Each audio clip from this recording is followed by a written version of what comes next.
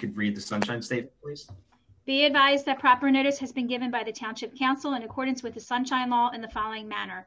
Notice advertised in the Burlington County Times and Camden Courier Post on January 7th, 2021, and posted on the bulletin board on the same date. Mr. Smith? Here.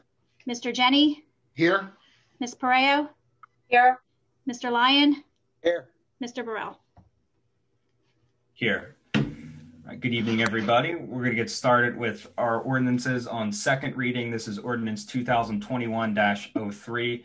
This is a bond ordinance authorizing stormwater repairs on Stewart Avenue for a total of $75,000. This requires a public hearing, so I'm going to ask for a motion to open up the floor to public comment.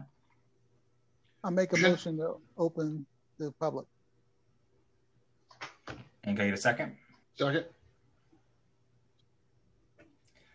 All right, all in favor? Aye. Those opposed? All right, motion carries. The floor is now open for public comment on this ordinance 2021-03 only. In this ordinance, if you have any questions or comments about this ordinance, please raise your hand and Jamie will unmute you. All right, seeing no hands, I'm going to ask for a motion to close the floor. Motion. Second. All in favor? Aye. Those opposed? The motion carries. The floor is closed. At this time, I'll now need a motion to approve and adopt the ordinance 2021-03. So moved. Tom Lyon. Second. Mr. Smith? Yes. Mr. Jenny? Yes. Ms. Pareo? Aye. Mr. Lyon? Aye. Mr. Burrell? Aye. All right.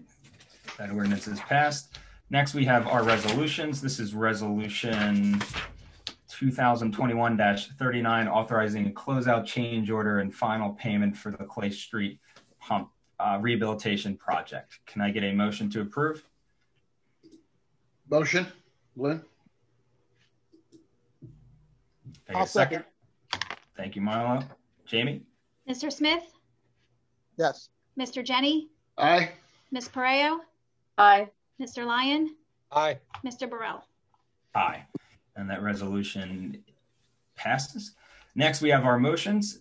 We have a motion authorizing the bills, including all purchases made under the cooperative purchasing agreement. Can I get a motion? Tom Lyon. Second. Second. Jamie? Mr. Smith? Aye. Mr. Jenny? Aye. Ms. Pareo? Aye. Mr. Lyon? Aye. Mr. Burrell? Aye. And the motion carries. Now down to our work session items. So first up, we have our municipal doors. And since Jim is not here, I'm going to rely on Jeff for this item. Jeff? Yes, we received funds under the government emergency grant program, the COVID grant, for a number of items. And this is one of the items, the last item, quite frankly, that we identified that we'd like to undertake. We have the funds from the grant available. And you have in your packet tonight a quote from Stanley Doors. We had them come out and measure the doors. They would be touchless, so we don't have any of that kind of an issue going on. And you'll see what the doors look like in the brochure and the handout. We've had problems with the front doors actually since we renovated the building, came in here, especially the front doors. And so we think this is a major upgrade to it. But before we make any changes to the building itself, we just wanted you guys to take a look at it and make sure you don't have any issues with it. Jeff, will that be all the doors or just one section? It's just one section. We only had the funds to do one section. We're hoping that perhaps there's going to be another grant and we might be able to do all the doors. But for this round, it's just one section. Thank you. And Jeff, is this federal dollars we're getting or state dollars? This was federal dollar. It started with the federal government, federal dollars, yes. Great. Well, I think it's a no-brainer. Hopefully we can get the rest of the doors, including the side, with this automation. I know there is problems with the doors, especially shut after meetings. the one door in particular, you have to really play around with it for a while. So I have no objections. Any objection from council? Appreciate it. Tyler, Excuse me, I have a quick question. So Yes, this is. It looked like were there two different styles, or was council to pick which style it was, or There was two different quotes. One of them has there's just metal plates on the outside. We'd like to go with that full package. We have the funds for it, but other than that, no. It's one style, but with the metal plates on the side. Got it. Okay, great. And that would be in the brochure, the one that kind of goes into itself, or the one that folds flat?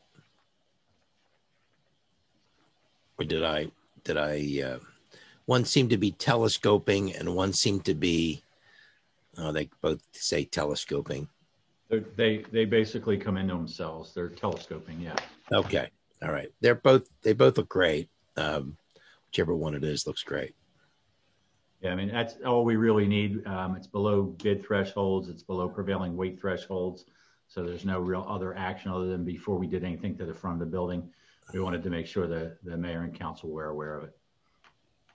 That's awesome. Great.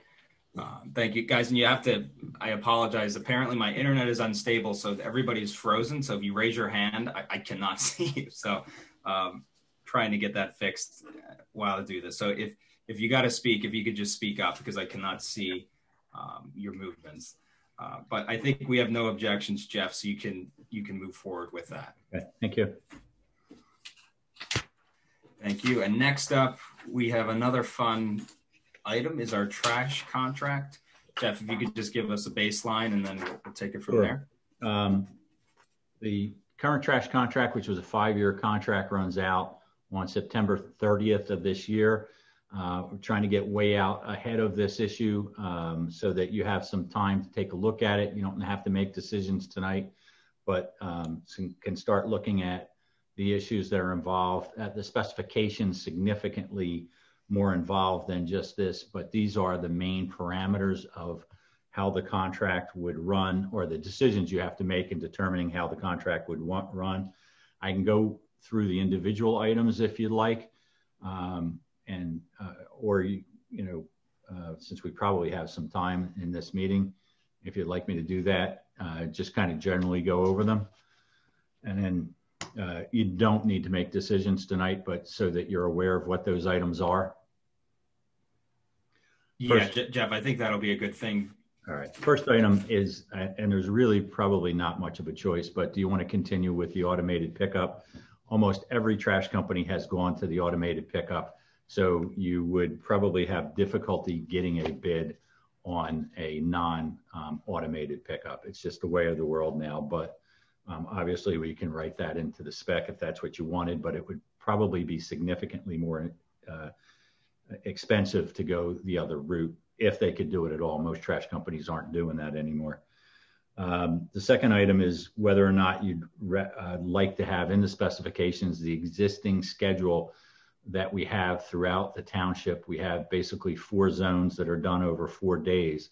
I can tell you the second zone that is picked up on Tuesdays is extremely heavy and probably should be separated out, either spread out over some of the other zones or have 5 days of pickup. Again, you don't have to make the decision tonight.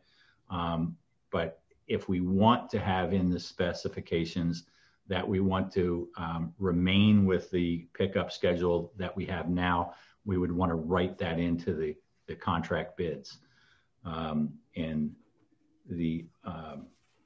the other item that we'd want to put some language in, that if we're going to sort of leave it up to the contractor in any way, that they also have a responsibility for contacting the property owners in terms of any changes that are going to be made. I mean, obviously we would also participate in that with information going out various ways, but we'd also want them to participate in contacting each household with door knockers, things along those lines, if the successful bidder does want to change the days. One of the other items is that we have to- Yeah, can I ask you a question about that? Sure. Yes. Yeah. Can we bid where we get, like, can we do both options where we keep the current schedule and then one where we change it? If you're going to identify how you want to change it, yes, you can. But you might want to do it two different ways, where we have one where we keep the schedule and one where the vendor could come back to us with a mutually agreeable schedule, so that they have an opportunity to talk about it too. Otherwise, I don't know if you want to specify a new schedule, a specific schedule. It may not be advantageous in a bid to do that, because you want to promote some competition. We rarely get good competition in trash contracts. There's really only 2 bidders out there that participate to any degree. I mean, we might get a third bid, but they're so much higher than the other bids that they're not even in competitive. But yeah, it's something that we definitely can we can do. Hey, Jeff. go ahead, Tom. I'm sorry. Along those lines, is the cost factor, if we went to a 5-day, would they bid higher based on 5 days? Or is it it's just a shifting of the volume to another day from a cost standpoint? Yeah, it's hard to say. I know after the last bid, the contractor did approach about the possibility of changing the schedule, and because he felt that it was too heavy on Tuesday and it created some real issues for them, but never came back decided not to finalize any changes. So we never really found out if that'd be an issue. I know there's some advantage to having an open day like we have, because if we have a snowstorm on a Tuesday, they can pick that up on a Wednesday, things along those lines. But it's really hard to say, Tom, if we split it up 5 days, I doubt it would have a significant impact on the bid, but it can't answer for sure. Do you think they could spread out the area 4 over the other areas to reduce the amount of work for each area and still keep it at 4 days? Yeah, I do. Yeah. I do. Why other than the area 4, why would we want to change the schedule? Other than splitting them up, other than the fact that Tuesday is too heavy, I don't know why we would. I mean, obviously, the more changes you make, the more difficult it is for the residents to follow. It wouldn't take them long to figure it out, but it does create some heart. Yeah, it's just more irritation. That's exactly what I was getting at. A little bit so more. If they could just spread out some of area 4, maybe it might work. Keep it at 4 days. That could definitely be done. Jeff, if I could just jump in and ask a couple of things. A lot of the big heavy day is Summerhill's Towns and Condos and the Grand and the Garden Club. Are they not picked up by a private contractor and then we reimburse them, or are they part of this? They're part of this. Aren't there some that have dumpsters? Only the dumpsters, yes. Right. The dumpsters are separate, but there's still significantly more pickups in that pickup day than any other day. So I would just... Gary, one other thing, there is one other major advantage to the schedule the way it is with Wednesdays off, is that's a recycled day. So we won't have to have 2 sets of cans out. Yeah, there's only one small section in Summerhill that the residents use dumpsters, and it's private trash. Actually, it's a little bit more than one small one, but the bulk of it is curbside. But there are some that have private trash that are picked up, but the bulk of it is by us. And most of these companies, I'm going to assume, they have logistics that they use, that if they're going to say, all right, well, on Tuesday, zone 2, that's heavy, they'll evaluate where do they shift the work and what they're going to shift to, say, Wednesday or whatever. So I do agree. We work with them on how we're going to split it up, if we're going to stay with 4 days, which I think we should stay with 4 days, as long as we can split it up and work with the bidder, the contractor, that it's going to work. And guess what? At the end of the day, everybody's notified. Your day changed. You'll figure it out pretty quick. I would also just, if we let them figure out how that works, the issue is, I would assume that we're not the only town that these companies do, obviously. So as they do kind of a load balancing, they may have other towns that are not as heavy on that day, and they may be able to put more trucks on the street, so to speak, in Delran on those days. And I just want to caution everybody: be careful not to restrict them, and that maybe it works out better for them that they can put twice as many trucks out on that day in Delran, and they come back as we did before. Let's include some sort of a penalty if they can't get to it, or they repeatedly can't get to it.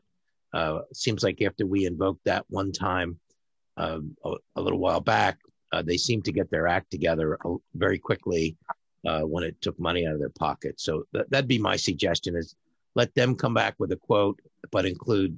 I like Jeff's phraseology to say, let's find, as long as we have a mutually agreed upon schedule. Just my thoughts. And your last comment, or the comment you made right before the end, is the next point, is that we'd want to look at our monetary fines and discuss that with the solicitor's office to make sure that we're okay.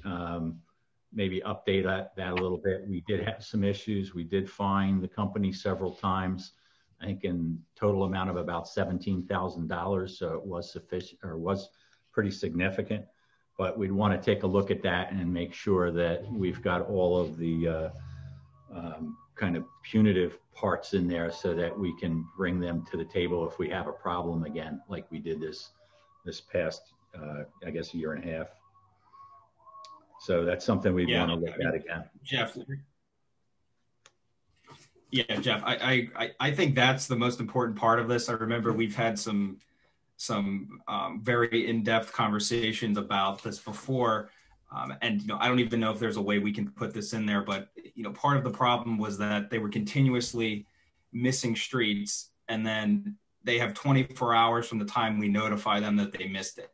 And in my mind, it boggles my mind that they can miss it and then rely on us to tell them they missed it. And then they have 24 hours to go back, and maybe Sal or Jen can to what other contracts are. But I just, for the amount of money we pay these people, there was a portion of the time that I swear we were running the trash company from Jeff's office, and, thanks Jeff and the mayor for staying on top of that when we had problems.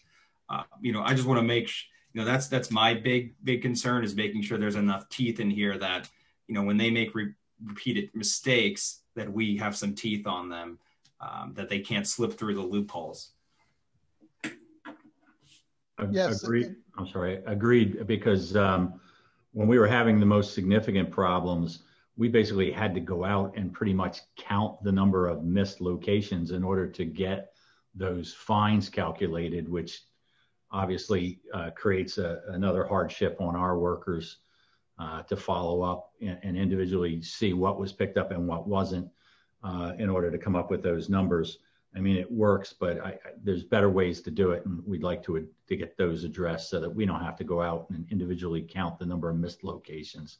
They are required as part of the existing contract to keep a log of missed locations, but the only way they have a log is if we bring it to their attention. Not everybody calls. In fact, very few people call. Usually we'll get one or two people from a street, and then the rest will depend on that resident calling in. So we don't know if the whole street's been missed. Only a couple houses have been missed. So yes, we definitely want to tighten that section up.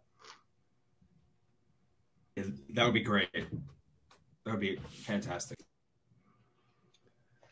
The next point is something that's come up a couple times in the last 2 weeks, and that's that we'd like to be notified, put the onus on them to notify us if they're not going to be collecting due to inclement weather, that we be notified by 1 p.m. the day before. One of the difficulties we've had is the snowstorms have been taking place on the weekends, and we have to chase down people from their company on the weekends to determine whether or not they're going to be collecting the next day. I think we have something in place going forward, but we'd like to put that onus on them again, that they contact us by 1 p.m. the day before. Usually they've made that determination by that time. And we need to change language. Our language in our old contract, we didn't know if we were going to go to the 96-gallon containers.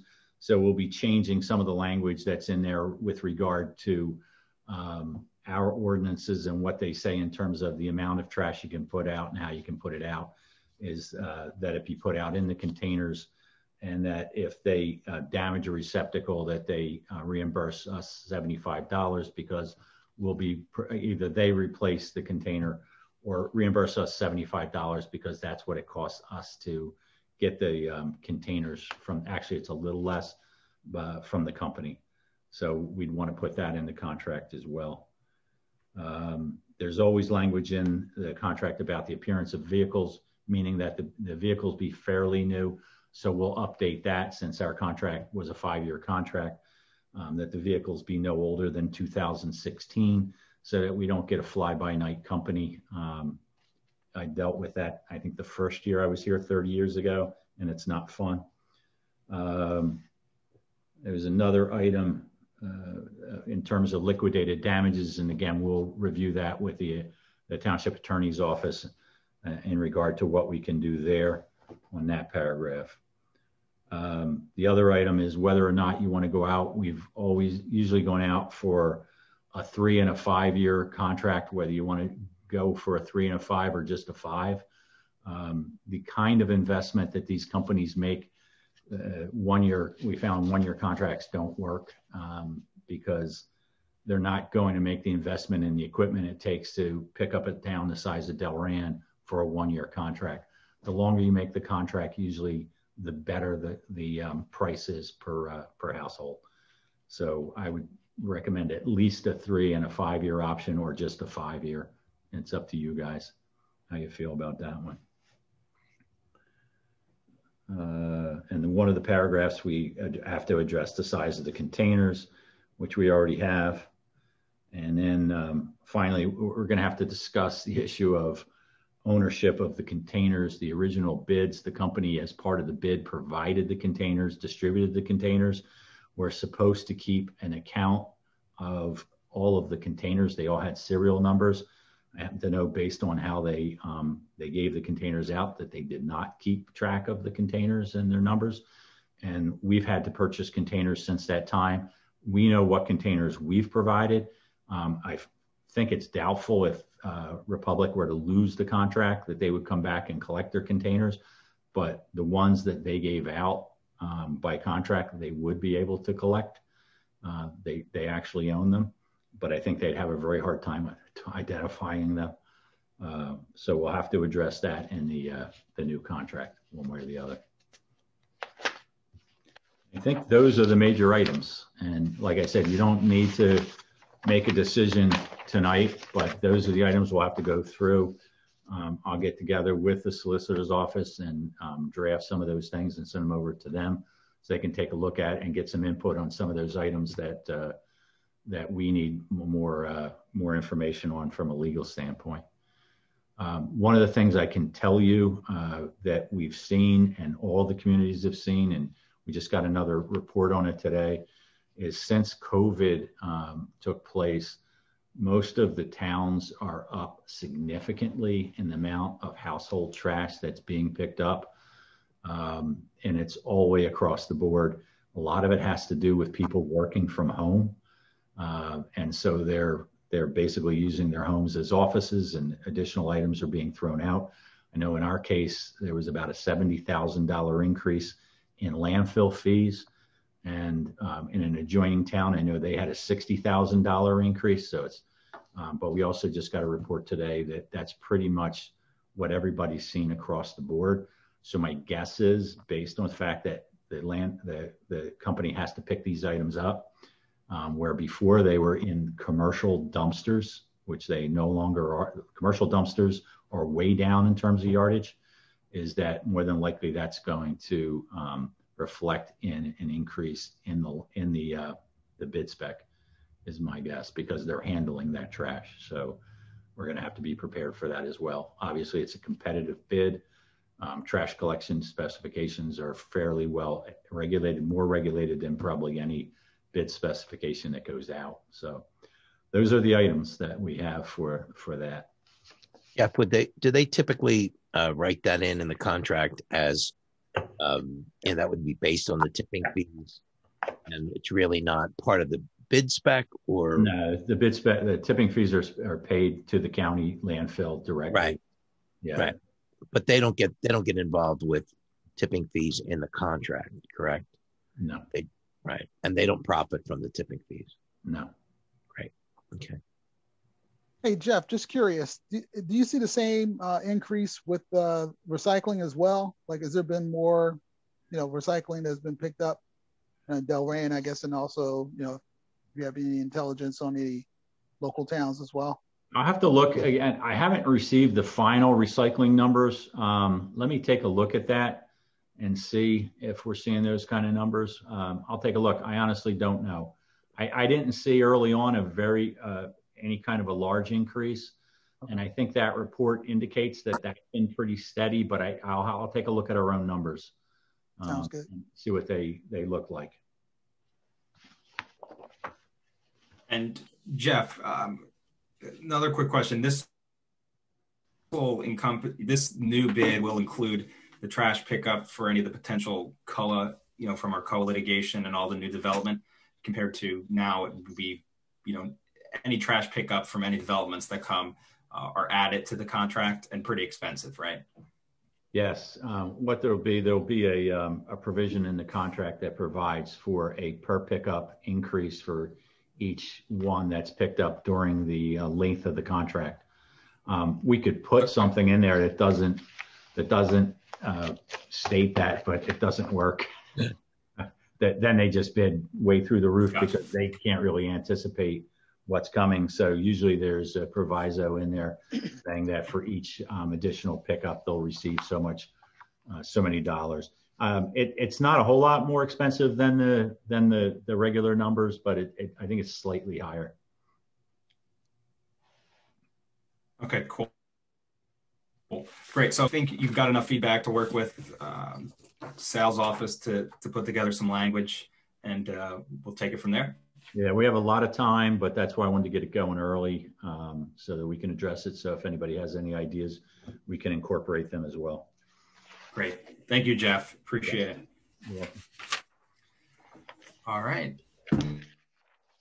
Next work session item is our snow emergency parking. And I apologize. I've been having, for some reason, my internet is unstable tonight. Of all the nights, it's the only time it will be unstable is during this meeting. So I apologize. I had to bounce off there for a second, but I think I'm back in. If you lose me, Tom, you may have to take the reins, but I think we'll be in good shape. So we have the snow emergency. Jeff, I can start us off. We had some residents call and ask us, why we weren't enforcing the snow emergency route in our current ordinance, which requires the cars to be parked, which does a lot of things that nobody does anymore because this law is extremely outdated. To say the least, you're supposed to move your cars off the street during a snowstorm. At least that's the general theory. But if you actually read the ordinance, it requires you to move your car on the odd side of the street for a certain time and then move it to the even side so the plows can come down. And that's just not how we do snow removal. I don't think we've ever done it that way. So the law is just completely off base of how we actually run the town. And it makes it hard to, one, enforce this if we do have to enforce it. And two, how can people follow a law if it doesn't even apply to how we run the town? So I was talking to Jeff about it. Jeff, a very good model ordinance for Morristown, which he did attach. And the long and short of that ordinance is that it puts the power in one person. This would either be the mayor or the emergency management coordinator to make the determination that the snowstorm is of a certain magnitude that warrants cars being off the street.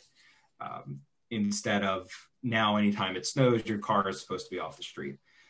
So that's where we're at. Jeff, did I miss anything with that?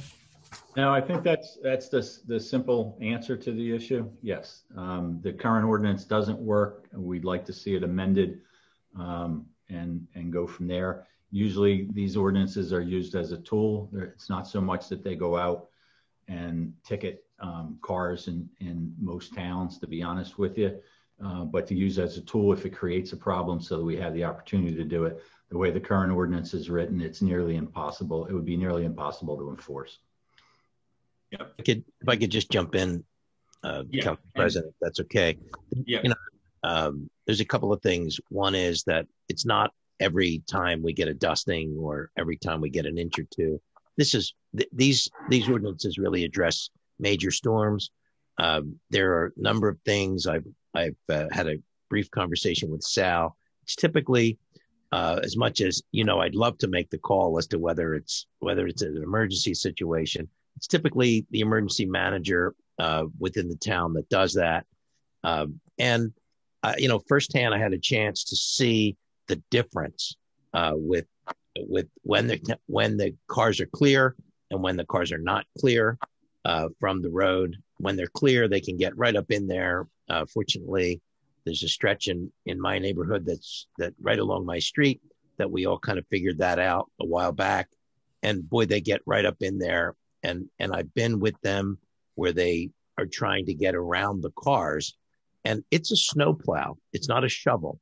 So they don't get in there, nice and tight, wiggling in between the cars. If there's 5 cars and they're spread out, they miss those 5 cars. They have to go around them, and God forbid the basketball hoops that are out in the street that just get in the way and are easily broken and knocked over and all those things. So I would suggest that when these things kick in, that we're as active and vocal to the residents to let them know. It really helps them above and beyond helping the public works get their job done. This really makes it better. I can park in front of my street. I've been able to do that for days in front of my house. And I see neighbors that are around the corner that just can't even get close because they had cars parked there and they had to dig themselves out, and it leaves all that for them. So there's some things, there are a ton of conflicts that I've been able to find within the ordinance, the various sections of our ordinance. I'm assuming you're going to ask Sal Siciliano to take a big picture look at this. I'll forward my notes about where it says where our ordinance are conflicting. I'll be happy to share them with you, and my notes where I'm basically scratching my head how the 2 different sections are in direct opposition to one another. So I think it's a great idea, Tyler, to clean this up and get it clear so that we can get a clear message as to when there's an emergency and what people need to do exactly. It's a great idea. Question? Mr. President, a question about, I noticed from reading through the information, it appears that other than some main streets, the only streets that are covered are courts, where you really need a suite to get around the whole court. Other than that, most of the streets, if they're not listed as a snow emergency route, they're not covered. Yeah, neighborhoods. Correct. You're right on it's almost comical. It doesn't make sense. Virginia? Yeah. My thing is there's sometimes households that maybe there's 4 or 5 drivers and they each own a car and they're driving small and they can't fit all 5 cars. What does that family do? Yeah. And I can take a stab at it and then the mayor can come in. Ultimately, this is where the council writes the law, then the mayors and the administration, have to enforce it. And I think that's sort of the problem with this law is it's not clear what's supposed to happen. This new law that we would propose, we can put some language in there about that. We can create what we want here. And this gives us clear control of what's going on. But that's a decision that we can have, with the administration that, I envision. I share your concern, right? I mean, there's certain folks who have large families and they obviously can't get off the street. I think we got to do 2 things. I think one, we have to, as the mayor mentioned, really educate people that, it helps you by moving the car off the street. Public Works is going to get the job done no matter what, right? They're professionals, but you're going to be the one with the snow in front of your house, right? So do yourself a favor. It helps everybody out, but mainly yourself. And two, this, in my mind, I envision this would only be triggered, the new law, in large storms, like foot storms, the 3-inch dustings that constantly happen. I don't think we have the manpower to send out the police department to go around and ticket everybody who's on the street. I don't think, one, we probably shouldn't do that. I don't know if that's a great idea policy wise. And two, I just don't think we have the manpower, but I'll kick it to the mayor who knows a little bit more of the administration with that. Mayor? My thoughts really simply are, in an emergency, something where it's best to keep the roads clear. The law was pretty clear that you can, it may even say you must or you should. I'm not sure the exact wording in the mall. Some folks have had some comments of that in and around town and certainly on social media. But the bottom line is, if you put your car off, if you take your car off the road, it can be your front lawn. It can be some other area. As long as the roads are clear, that's very helpful. There's some cars that, don't move.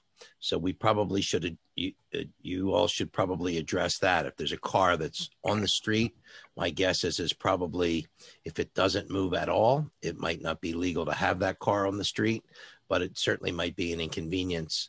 But if we're ahead of it enough educationally, that folks will understand that if there's a snowstorm, that car has to come off the street one way or the other. Again, I don't think any of us are all about, let's go out and ticket everybody, because the ticketing of everybody are the residents within the town.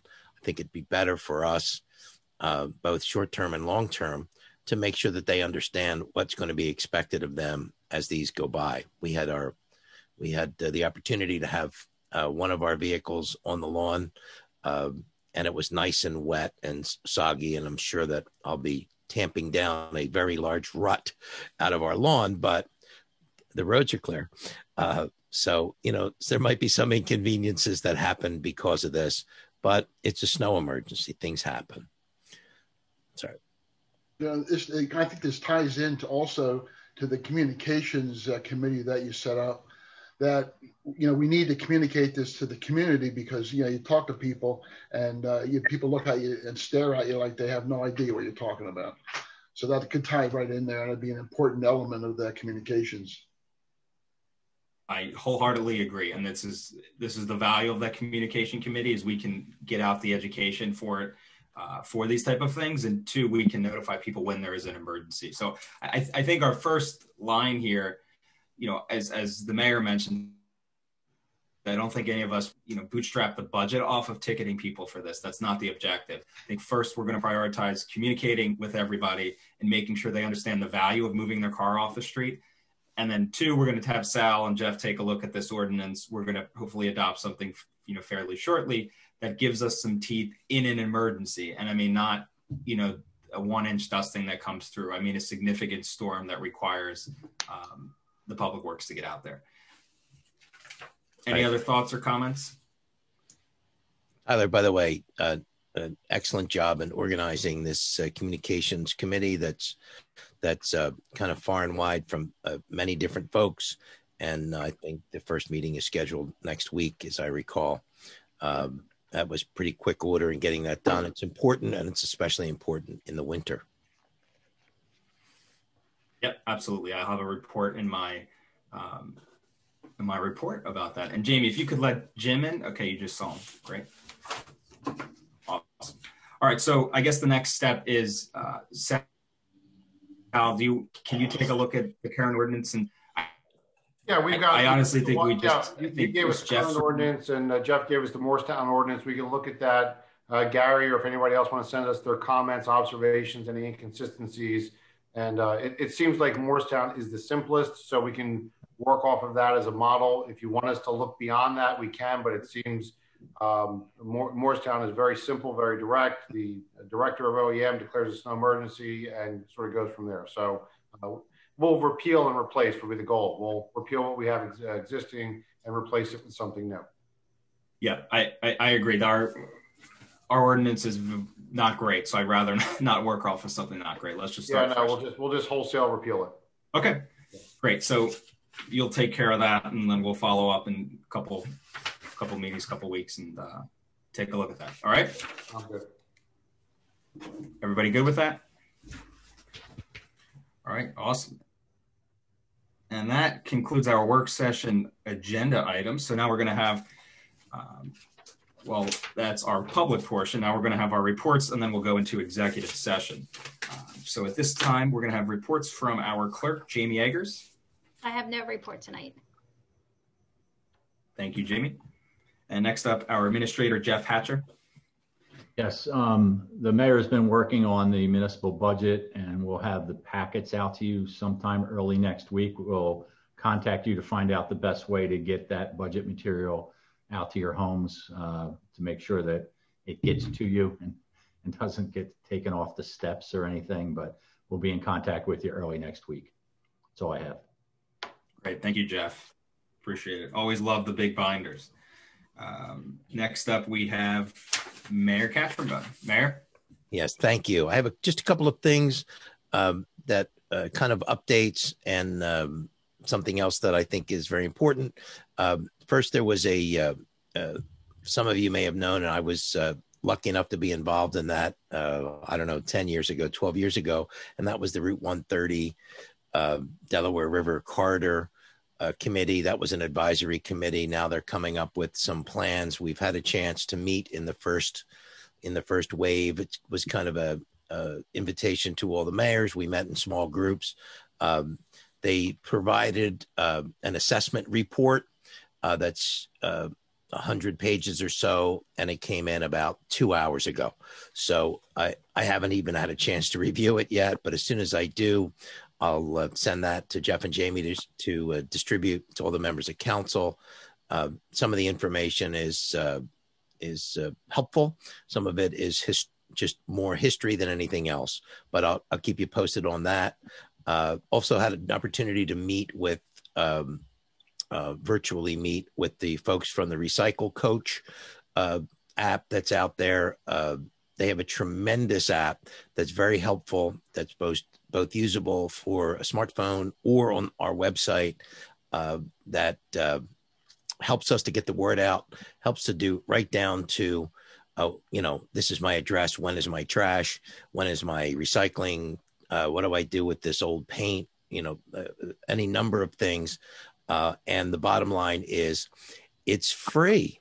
The DEP pays for it for the entire state, and there's quite a bit of work in getting it together. I have assembled that information with the staff, so we're in a situation where we're starting actually the onboarding process. I'd like to share all that with you, not tonight, but this is one of those things where the information's there to be provided. They'll be able to upload it. We'll be able to examine it. You all can look at it. And I think we're in the administrative side on this, but it doesn't matter. If you think it's a no-go, we can no-go it. But did I mention it's free? And it works pretty well, seems to work pretty well. And I think it would tie in really directly with the communications committee to make that pretty easy. And it's free. So, in case anybody was wondering. The other thing that's two other things. One, less important and interesting fact.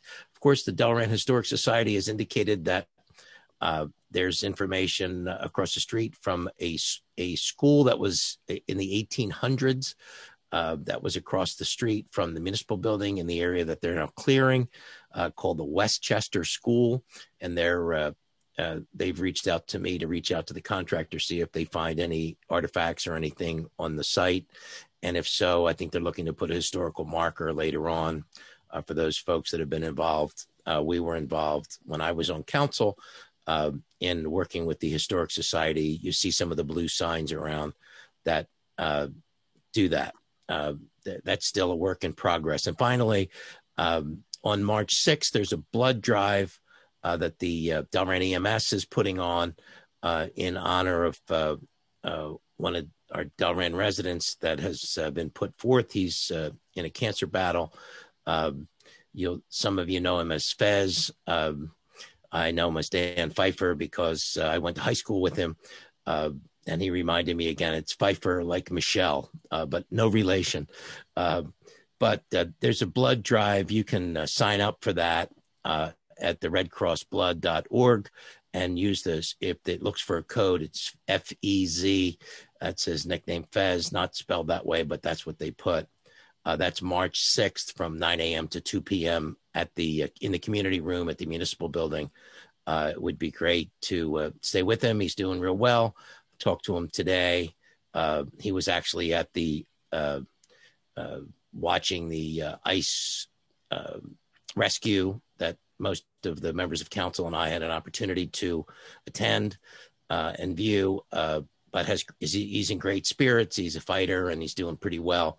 But they felt it was great. It's Dan Pfeiffer, and good job, Dan. So that's really my report for this evening, and I relinquish the floor. Thank you. Thank you, Mayor. We appreciate it. Next up, we have a report from our solicitor, Sal. Anything in public for us tonight? For public, if you haven't noticed or haven't watched the TV or the newspaper for the last 24 hours, Governor Murphy signed legislation yesterday that you might have heard about. So cannabis is now legal in the state of New Jersey. There are 3 separate bills which we are going through and digesting and summarizing. It appears that 2 really will not directly impact the township. One has to do with the criminal penalties and decriminalization of the criminal statute, so that really won't affect us. The next part has to deal with juveniles.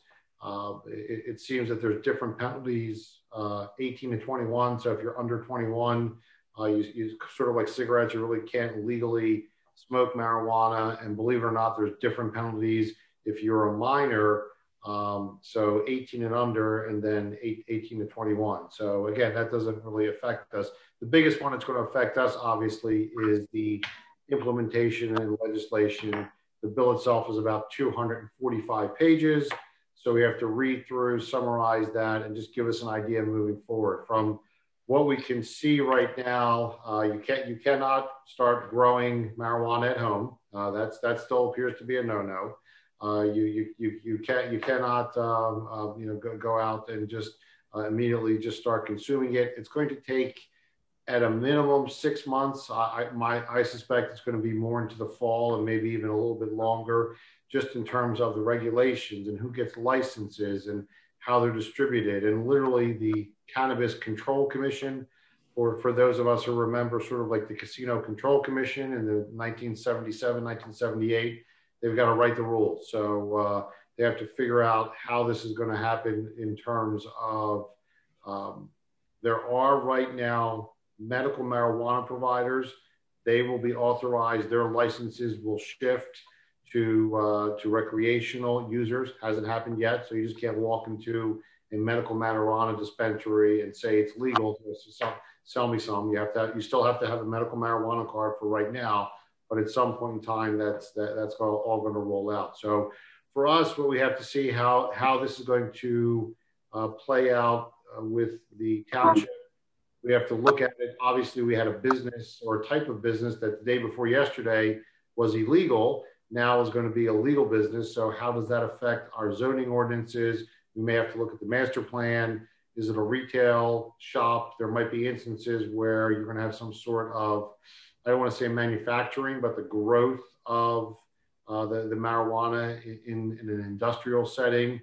From what I understand, most of this takes place inside, not necessarily outside in fields.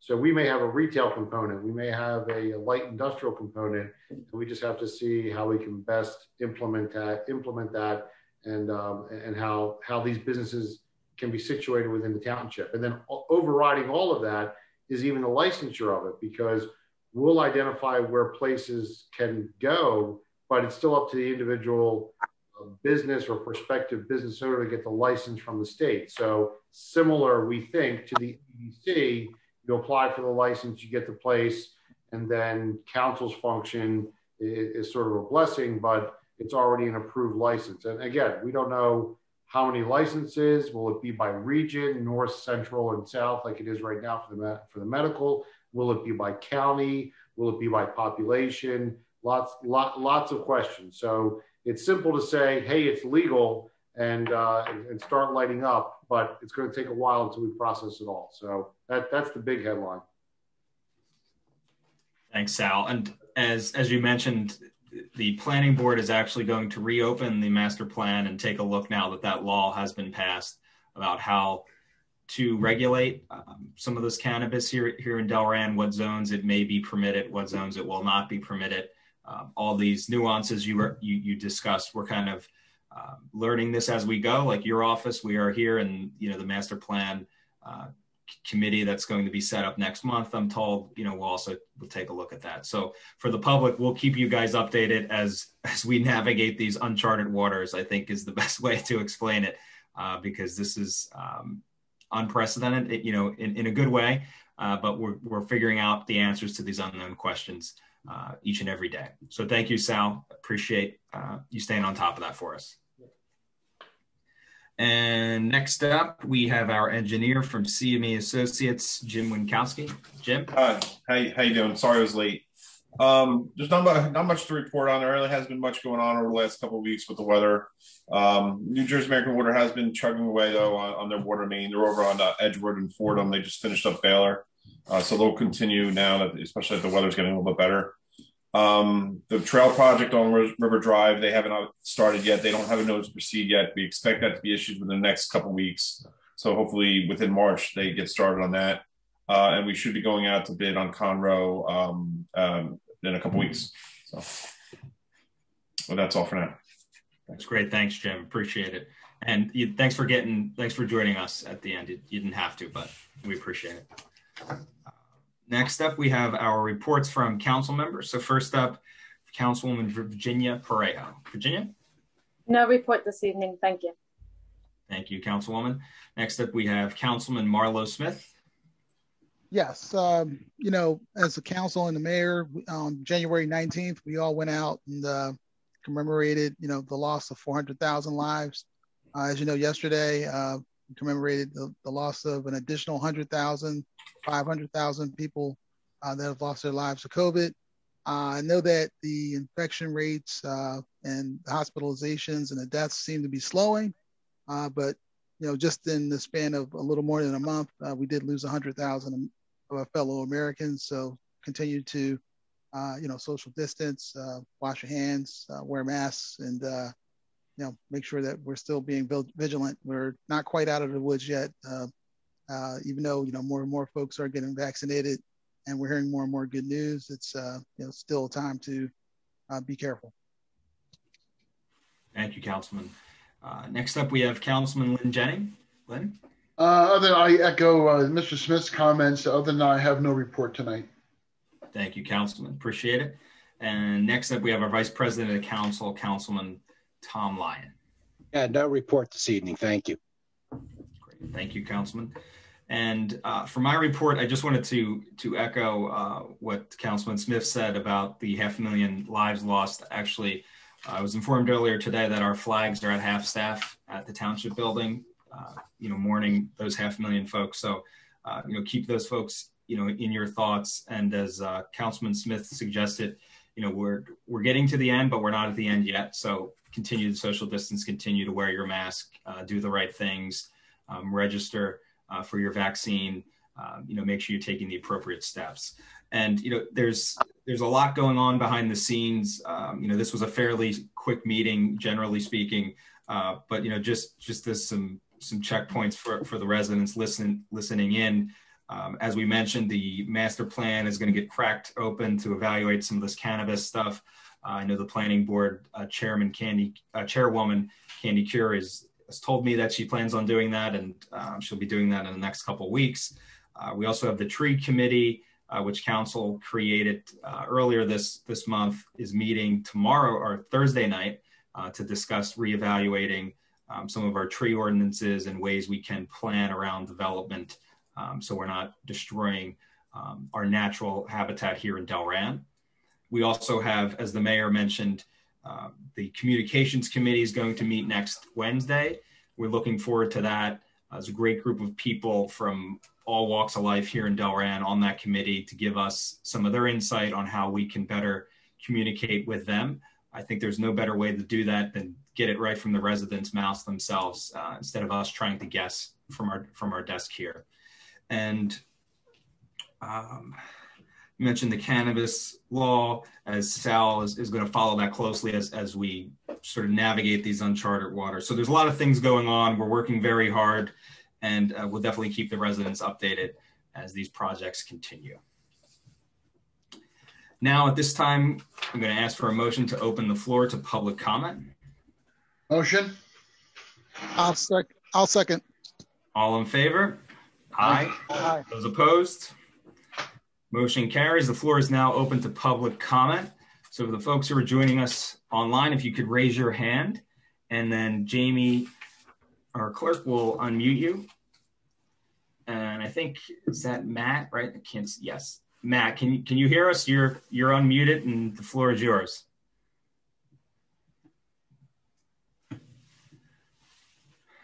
Or Matt, I think we have allowed you to unmute yourself. So I think you have to physically unmute yourself. Okay, I was recently prompted to unmute. Yep, Matt, we can hear you. So I'm audible now? Yes, yes. All right, thank you. This is the first remote session I've attended. How many questions am I limited to? The floor is yours. Let's put it that way. All right, let's start then. Regarding the communications committee, this is awesome. Where can I find more information about joining that? What are the prerequisites that need to be met in order to join? The communications committee was appointed by council. You can shoot me an email afterwards, and I can send you the Zoom information, and you can join us next Wednesday. It's open. You know, we're generally open to the public. We're more than happy to have anyone who can join. Perfect. I will do that. Thank you so much. No Tyler, since you're here, the one item that you brought up I thought was very great and interesting regarding trash, and how it seemed that the township or you were managing our vendor rather than the vendor managing us. And there was also a comment about we only get like 1 or 2 bidders for this service. Who are the other 2, and where can we find the differences between each bidder regarding price and services they offer? So a couple things. We've fixed the issues with we did have some problems in the past, and I can tell you I've been the mayor was there when he was council president, and I forced him into a couple closed sessions about the contract, to say the least. So we have Jeff and the mayor has met. This was a couple of years. Last year they met with the management, sat them down, and I think we've worked out a couple of the issues that they were having. They had some staffing issues. With regard to your question about who the bidders would be, there's 2 main ones, which I'll ask Jeff to comment on, but we haven't gone out to bid yet. But once we do get those bids, the bids will be believe they're public. Is that correct, Jeff? Yes, they are. Yep. And Jeff, what are the 2 main competitors? Waste Management and the major ones are Republic and Waste Management. It doesn't mean that there will only be 2, but to be quite honest with you, usually there's only 2 competitive bids. There we'll get other bids, and they'll be way out of the price line. Okay. The smaller companies either don't have the equipment to take on I mean, we're not that large, but we're considered somewhat large in regard to that. You'd have to have significant equipment to be able to service Delran. There's usually only a couple towns, and they commit their equipment to a couple contracts, and that's it. So usually it's Waste Management and Republic. Perfect. At least bidding in Delran. That I've seen some other bidders in other communities, but usually bidding in Delran, those are the 2 major ones. Okay. Got it. Thank you so much. And if I may, I do got a couple other questions. Sure, go ahead. Regarding the one comment or initiative about something that's free, with questions regarding what we do with trash and paint, etc. Could I get some clarification on what that service is? And it was mentioned that it was free, but I think funded by the EPA maybe.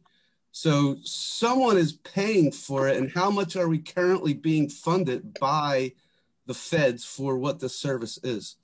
I'm going to hand that off to the mayor who met with them, but I believe it's a county program. So Mayor, do you have any information on that? Sure.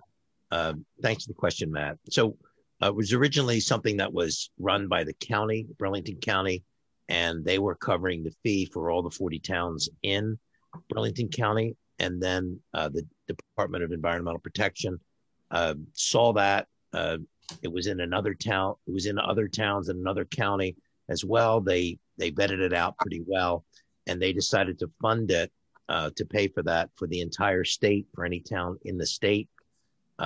So exactly what they're paying statewide, I couldn't tell you, but it is free for Delran Township to use. It's a service that basically an app, but it's also it's something that they could put in the website as kind of an API for any of my geek friends out there.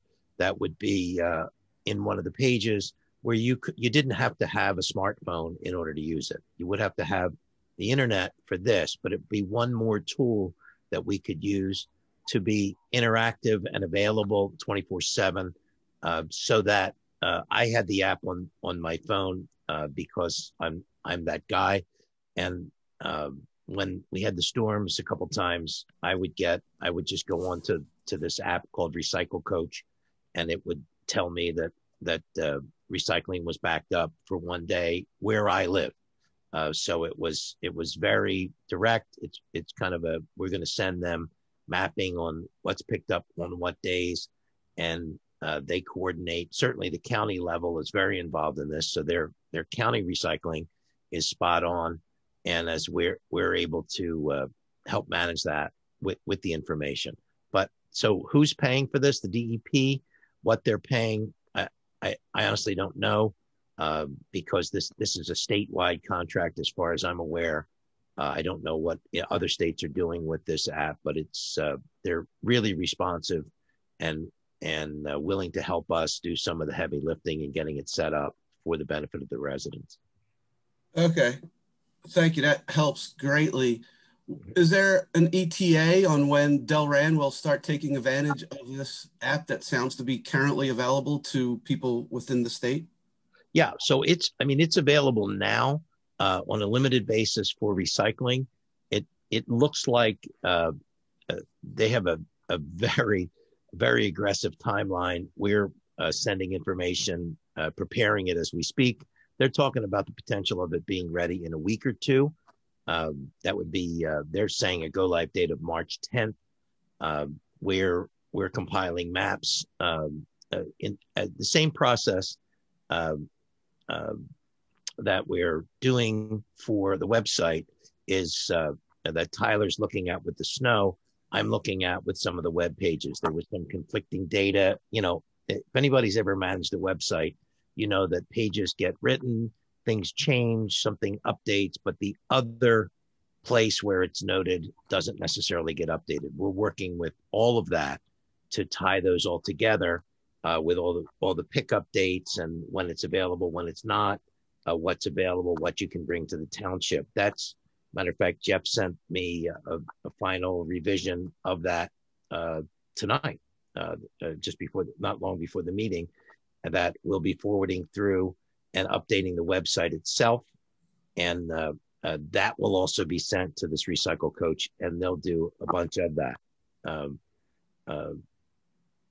And we'll be talking about, just going to billboard this, that in the near future, we'll be promoting our Anything with a Plug program. One of my favorites. I'll tell you more about that in the coming weeks. Okay. Thank you. That actually did thoroughly answered my question. And I also think you mentioned while you were telling us about this that you'd like to see it, or it does tie greatly into the communication committee. And you mentioned IT. My background's IT, so if I can help out with that communications committee, maybe we can work out something there too. But I do have two more questions. One is, the comment regarding our flags at half staff due to the lives lost at from COVID, how many of those are from Delran? And the flag at Summerhill in particular has been in bad shape for at least 2 years, where it's neither raised nor lowered. So it's, or damaged. So obviously right now that's not being taken care of. Does Delran Township still manage the athletic grounds at Summerhill? So it's a two-part question. So one, in terms of Mayor or Jamie or Jeff, do we have on the website the exact number of COVID? Yes. I don't know it off the top of my head. I sure do. We update it every day. It's available to be updated. If you just, if you just go to the homepage, there's a thing that says COVID update and has the red COVID germ thing on it. That'll tell you it's typically every day or two during the week and once or twice over the weekend that we get the county numbers. We've lost 6 lives in Delran, and they're on the website itself.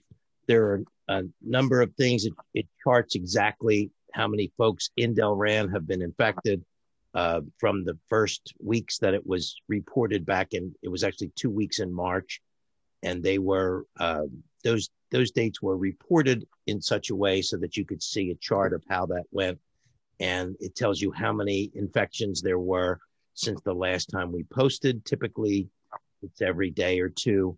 I believe the last one that's up there, and you'll be able to go to delrantownship.org.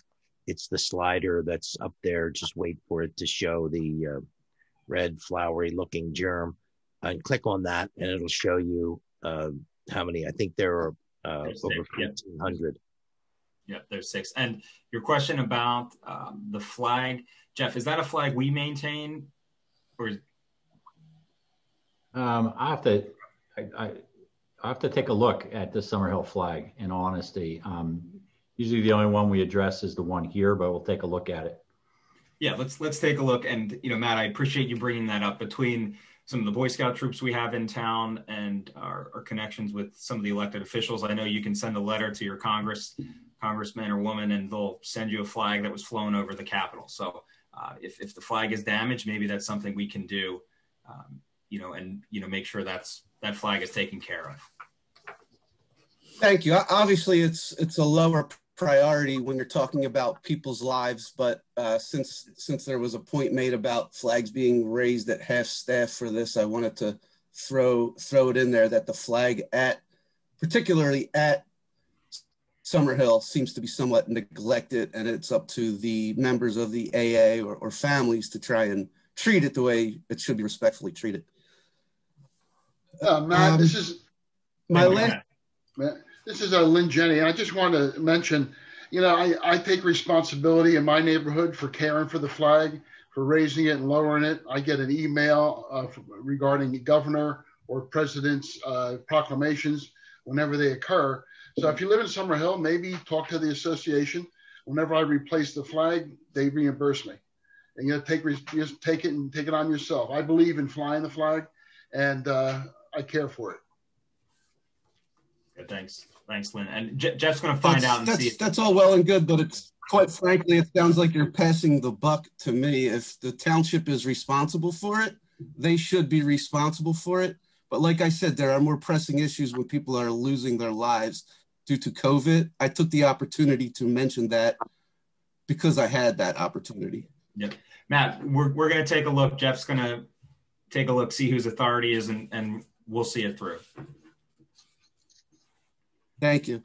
And for my final question, I'm unable or prevented from seeing who all is in attendance here besides the respective members of council, but I'm going to call out the elephant in the room, which is regarding reopening of Delran schools. And we all know well that the township itself does not oversee the Board of Education. However, I would like to know what, in your political stature, not capability, have any of you done to improve the situation with our schools in regards to COVID? So, Matt, I actually spoke to 2 residents today about that issue. Actually, I have a call. Dr. Broschel called me 53 minutes ago, and I texted him back I was in the council meeting. So I have a call with him to see what's going on with that. As you mentioned, rightfully so, we are not the governing body. We're not elected to handle the school board. We're not in charge of making those decisions. Lynn Jennings, Councilman, who's on us here, was a former president of the school board and knows how that works. And there's just certain things that we at this table do not have privy to. We're not in the back room having those discussions with the superintendent, the teachers union, all the players in the room. So what I like to recommend to you is obviously reach out to Dr. Broschel or the school board.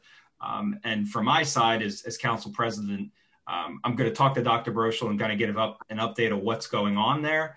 I know it has changed so much. Last thing I heard was that they were actually doing an A-B schedule, but I've heard they modified that. So I'm reaching out, to get some clarification on where we're at. Frankly, my head has been kind of in Delran COVID mode from the township perspective, that a lot of us haven't really looked up and checked out what the school was doing. So I am actively working on that as we speak, and I'll be calling him after the meeting just to kind of figure out what's going on there. But Virginia, Councilwoman, who's also with us, did send me a message right before our meeting. They are implementing, it was a letter from the superintendent, they are implementing a new plan. Virginia, do you have any information on that? I think they're going to go to 60% capacity and they'll bring students back in 4 days a week. Hey, Tyler, before we go too far down that road, because I do want to respect that this ultimately lies within the Board of Education, I'd like to hear from each of you as individuals how you've used your influence as respected elected officials with a conduit into our governments on what you've done or tried to do to improve the situation in an unofficial capacity, looking out for the overall well-being of the Delran children. Tyler, when you're done, I'd like to comment. Well, I mean, Matt, I'm not really sure what you're asking, just because some of us have children in the school, some of us don't. Virginia works in the school district, so she's heavily involved, right? I mean, I'm not in the school district, so I'm not, I don't get all the information that goes on with the school district. We're not the governing body, frankly, and I'm not, I hate when people pass the buck off, and that's not what we're trying to do. I'm not in the room none of us are in the room having discussions about what the school board's doing and their decisions.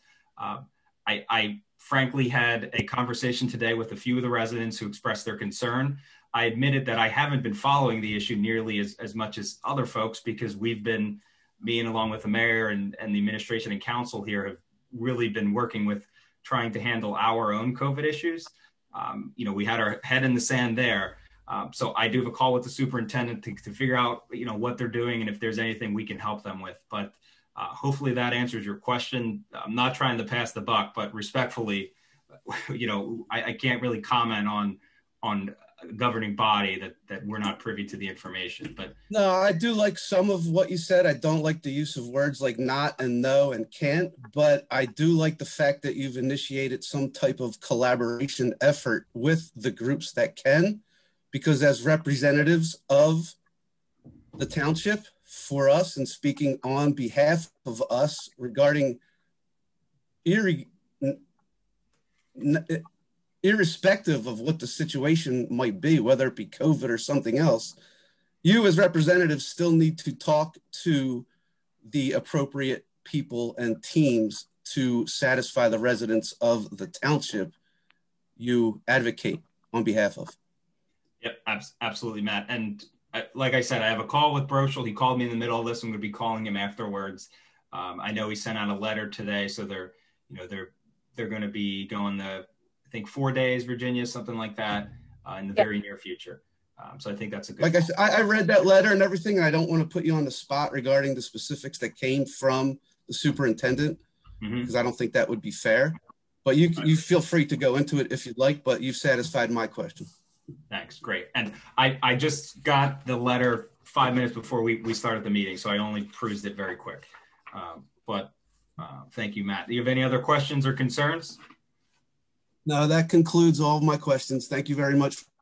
No problem, Matt. Thank you. And if you're interested in joining us in the communications committee, if you could just send me an email, we'll be happy to get you involved. All right? Absolutely. Will do. Thanks, Tyler. Right. Thanks, Matt. Thank Take you, care. everyone Have a else good night. for listening. Thanks for the audience. No problem. Do we have anybody else? Mr. Egan, I think, Jamie? Yeah, hello. Hey, Mr. Egan, the floor is yours. How you doing? Good, good. How are you? It was good. Just a couple comments. It was nice to hear your discussion about the trash situation in the township. I know there are a lot of residents unhappy about it, and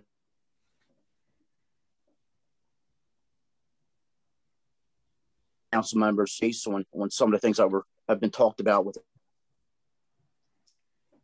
And Mr. Egan, we're all looking at it. Anyone else losing Yes. him, or is it just me? Yeah, it's broken up. Yeah, I was losing them as well. Okay. He's breaking up. I heard trash, and then that was the last thing I heard. So, do you want to try that again? Can you hear me now? Yep. You hear? Yep. Okay. I brought it close to my face.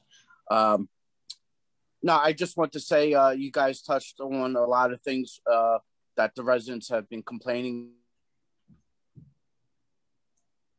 about. It's like you have things in order, and it was nice to hear that tonight. And also in regards to the snow situation, the ordinance, the parking and whatnot, I'm also glad that that's one topic for future discussion. And I think a lot of it has to do with like I think you said, educating the residents. I have a 2-car driveway, but I have 4 vehicles, but I squeeze all 4 of my vehicles into the driveway. I make it work. And, a lot of residents have, drive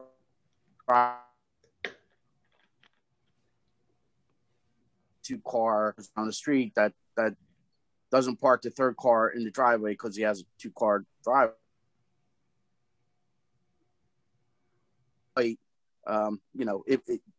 makes it work. Mr. E, you're cutting out again on us. Like the township.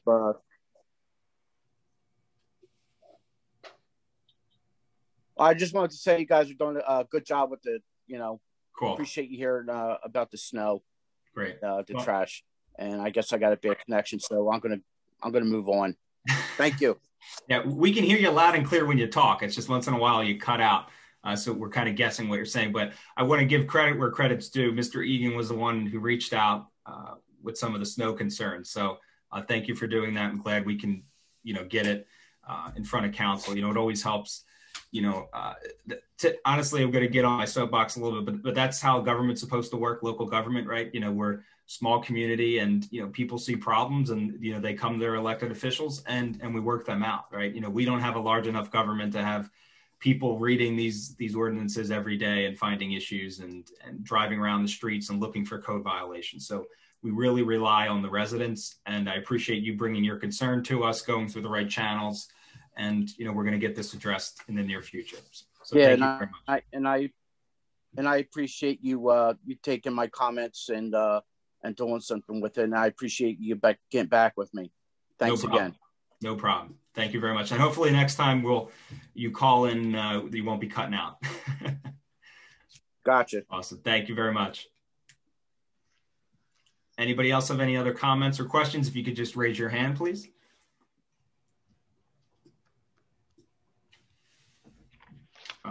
Last call. I don't see anybody's hands up. Do you, Jamie? Okay. All right. Seeing no hands, I'll ask for a motion to come out of public comment, please. I'll make a motion to come out of public comment. Second. All right. All in favor? Aye. Aye. Those opposed? The motion carries. The floor is now closed and we are back into our meeting. And at this time, I'm going to ask for a motion to approve Resolution 2021-40. That's authorizing executive session to discuss contract negotiation and personnel matters. Can I get a motion? Second. Second. Jamie? Mr. Smith? Yes. Mr. Jenny? Aye. Mrs. Pareo? Aye. Mr. Lyon? Aye. Mr. Burrell? Aye. So the resolution passes. We are now going to go into executive session. For members of the public, we're going to go into executive session to discuss some stuff required by law to be in executive session. If there's any action to be taken, it will be taken here in this meeting in the public. So we will be back shortly. You will see a blank screen as we go into a breakout room, but we'll be back in short order and take any action if there is any action taken. So I will see all the members of council and staff in the closed executive room right now. Order. Jamie, all good? Yep, we're back. Recording. Okay, great. There is no action to be taken, so I'm going to ask for a motion to adjourn the meeting, please. Motion to adjourn. Second. All in favor? Aye. Aye. Those opposed? Motion is carried. Our meeting is now adjourned. Thank you very much, everybody.